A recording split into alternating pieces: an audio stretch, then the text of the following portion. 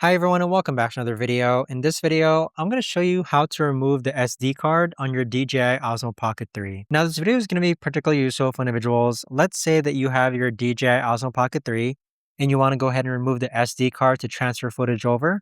How do you actually go ahead about doing so? Now this video is going to be short, sweet, and simple, guys. There's not going to be a lot of steps involved. Now in order to do this, what you're first going to do is grab your DJI Osmo Pocket 3. Then on the left hand side, you're going to see the slot for the SD card. You want to go ahead and press down until you feel a click and then let go, and it should pop out just like that. So go ahead and carefully remove the SD card, and there you have it. Now, in order to insert it back in, I like to look where this part is and have it face forward, and then the words actually go upside down. So that's how I know the orientation as far as how to insert the SD card on my Osmo Pocket 3.